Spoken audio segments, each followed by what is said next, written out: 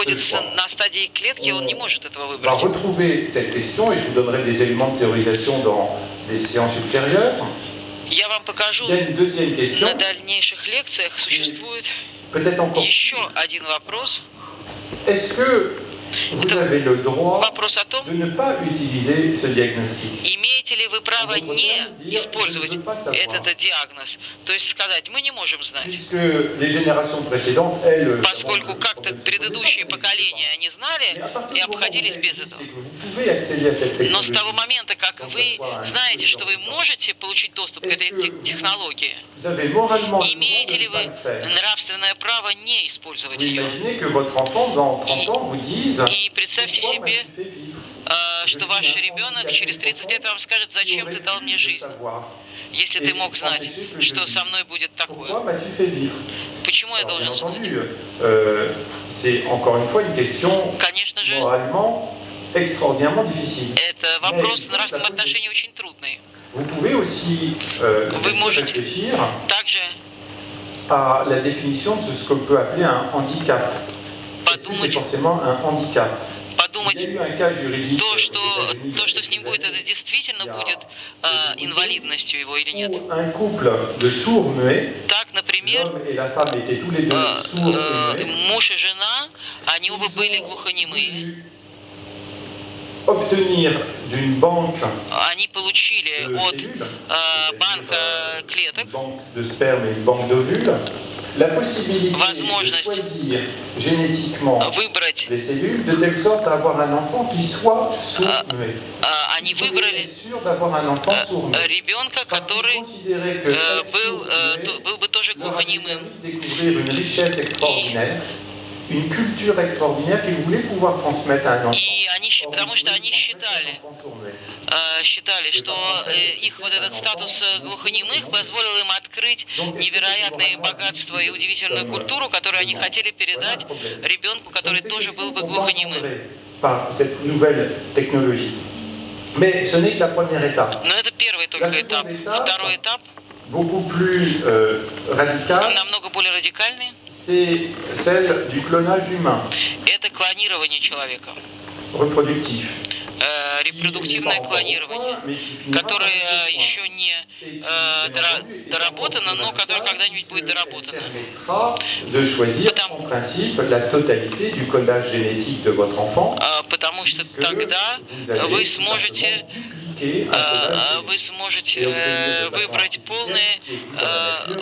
полностью генетический код вашего ребенка, и ваш ребенок будет вашим близнецом.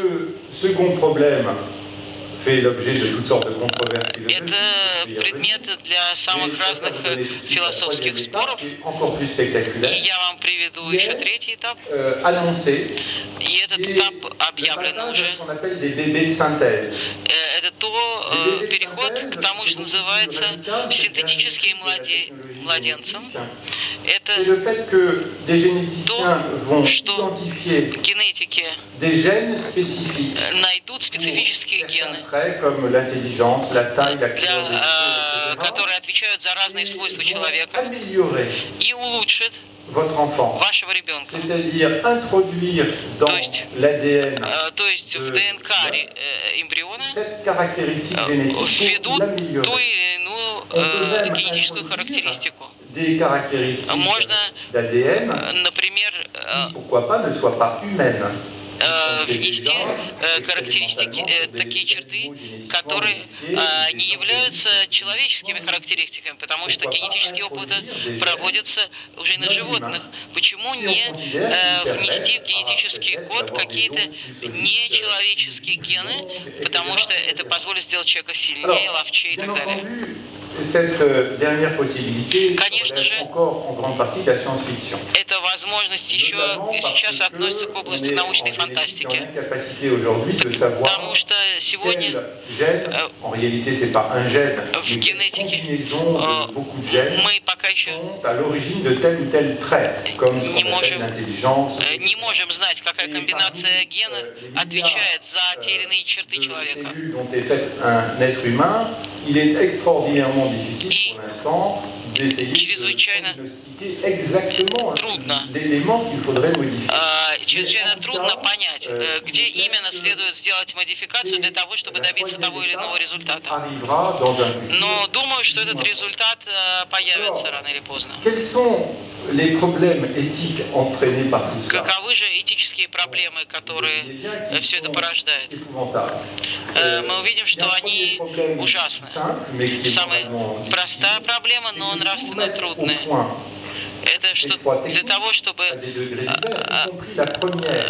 того, чтобы отработать эту технику, включая первую, которая уже используется, нужно провести какие-то эксперименты.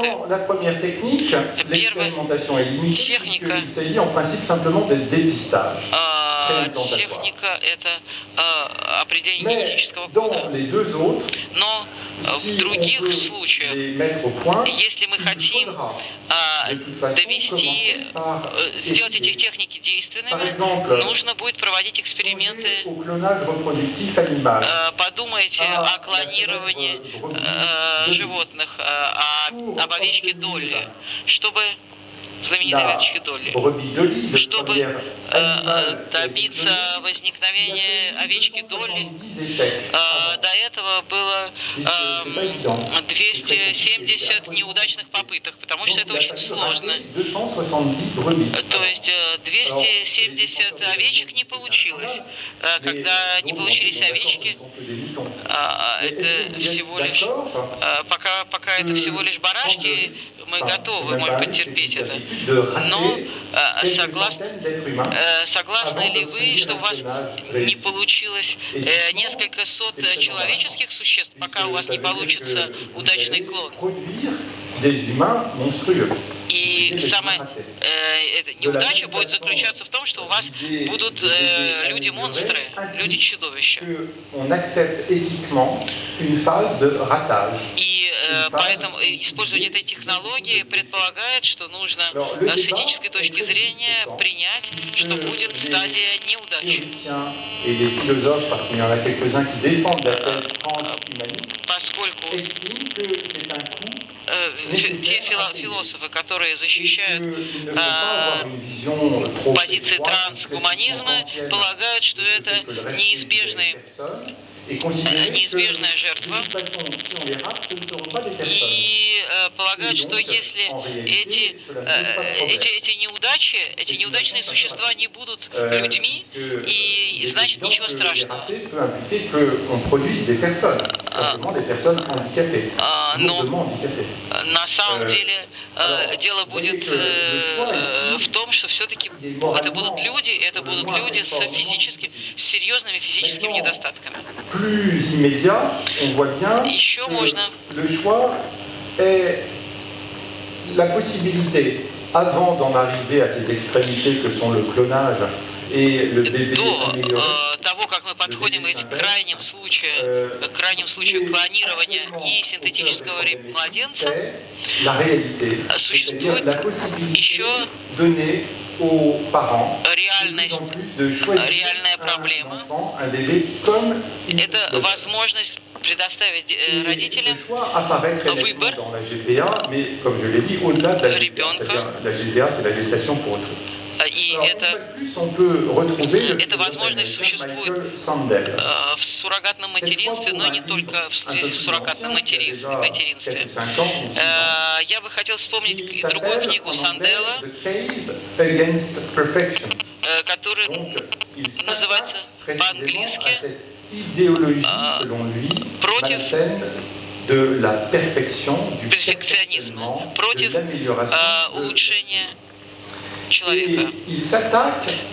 Сандел нападает на перспективу, которая уже существует внутри суррогатного материнства, но проблема, которая является более широкой.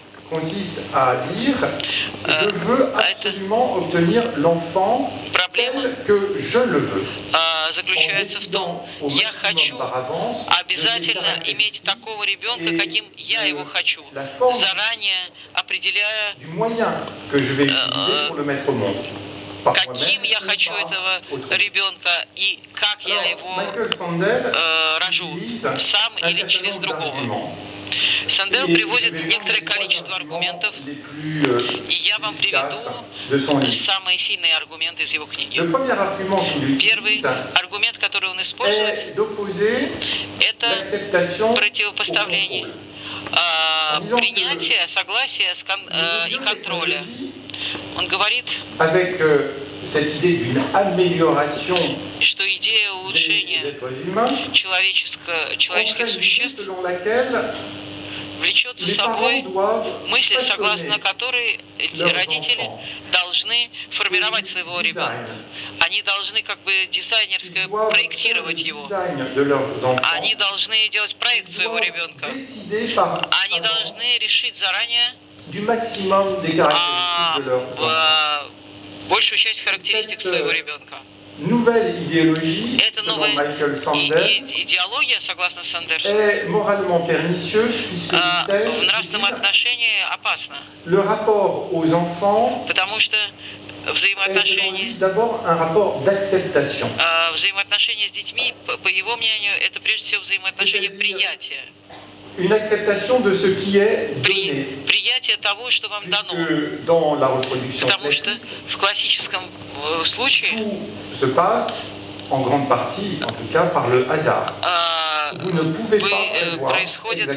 рождение ребенка происходит, свойства ребенка в значительной степени случайны, вы не можете их предсказать. То есть, и поэтому взаимоотношения с ребенком должны прежде всего отвечать вот этой характеристике. Есть нечто, что мне дано, что-то, что я не могу изменить. Просто поскольку я решил дать ему жизнь, я должен его любить и заботиться о нем. Я отвечаю за это существо. Но это взаимоотношение с другим, которое базируется на приятии. И эти фундаментальные отношения, которые имеют дело, с которыми мы имеем дело в случае отцовства, это может быть и фундаментальный элемент социализации. Представьте себе, что вокруг меня люди такие, какие они есть. Они не такие, какими я хочу, чтобы они были. И я должен научиться жить с этой данностью, которую я не могу иметь отношения с другим, которые были бы основаны на моих только желаниях. Я не могу решить, каким должен быть другой. Этот первый аргумент очень интересен. Я могу противопоставить ему только маленькое возражение. Даже если я считаю, что это очень серьезный аргумент. Можно все-таки полагать,